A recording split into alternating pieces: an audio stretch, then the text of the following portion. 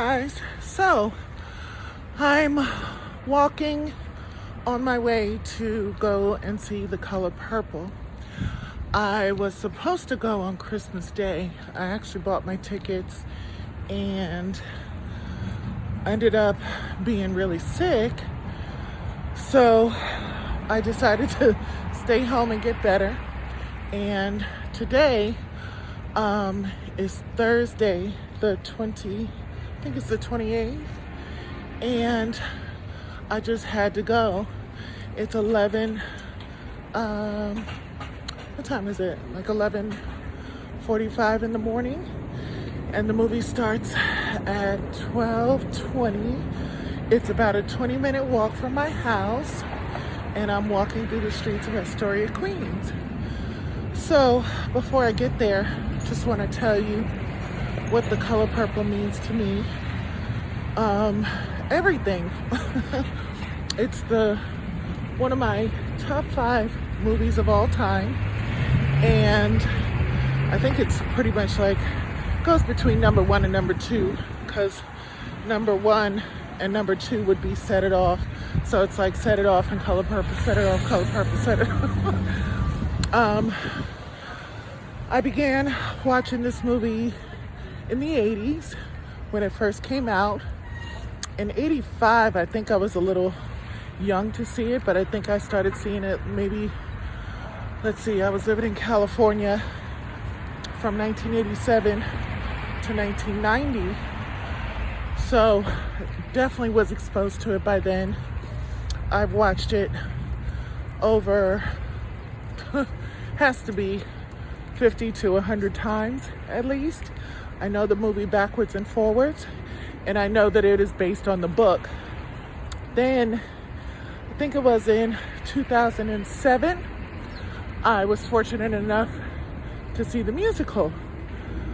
The musical, one of my great loves, one of the only Broadway shows I've ever seen. And living in New York, seeing a Broadway show is a big deal. I don't know why I haven't seen more. I think it's because a lot of them, like your Wicked, your Phantom of the Opera, your so on and so forth, you don't really see yourself. And in this is something where you see yourself. I see myself. I see the journey. I see the pain. I see the trauma, the overcoming, and the forgiveness and the revelations. So when I found out that they were making it into a movie, I was really, really excited, and even more excited that they were basing it on the musical rather than the original film, because you don't really want to compare anything to the original film, because the original film is a classic and it cannot be touched. So making the film that is based on the musical definitely leaves that original in a time capsule where it'll never be, forgotten. It'll always be referred to.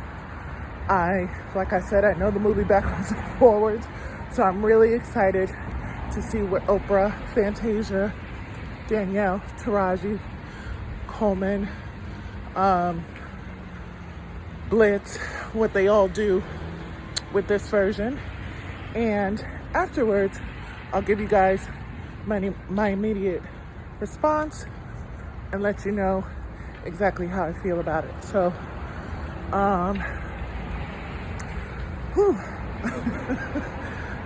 being sick for a week literally has messed up my lung capacity. And I'm walking holding this damn phone. And it's funny, things like this make you realize, Dorothy, you ain't in Kansas anymore. Bitch, you ain't 20 no more. But I'm really excited to see it. I know I'm gonna love it, and I'll talk to you soon. Okay, so I just got out of seeing The Color Purple, and my God, I'm gonna do an actual review when I get home, but I can't say enough. I really can't say enough. I was so discombobulated when I walked out. I walked into the men's room by accident, and this guy was like, you know this is the men's room, right? And I walk out, and there was this group of older black and brown, beautiful women and men, and I was laughing, and I said, I was wondering why there was all this dick up in here, and they all started laughing. To see that many beautiful black and brown people standing outside, waiting to get into the movie theater at 3 o'clock in the afternoon, lets you know that this is special. There's something with this movie that just speaks to people, and I'll give my full review when I get home. But guys, girls, everybody in between, support this film and support Alice Walker, the author of the book. Support all of the actors and actresses, and phenomenal. I haven't cried that much in a long time. Phenomenal. So I just got home, and after running some errands and doing what I needed to do, I just wanted to get on and give the final part of my review for The Color Purple. Number one, do not go into this movie expecting the 1985 version. Like I said earlier, this version is based on the musical version, which is based on the book and not on the movie. Yes, they took tidbits of the 1985 movie, but this is such a different experience that if you're a fan of the original, like I am, definitely see this movie. If you're not a fan of the original, definitely see this movie. If you're a fan of musicals, definitely see this movie. If you're just a fan of movies in general, definitely see this film. This film is Black excellence to the highest heights of the highest heights. What Blitz, the director, did with this movie, how he reinterpreted it, and how it flows so effortlessly from story to song, to story to song. The stories are interwoven into the songs are interwoven into the story so beautifully that it's a seamless transitions of highs and lows. So like in the low parts, you don't get stuck in the low parts.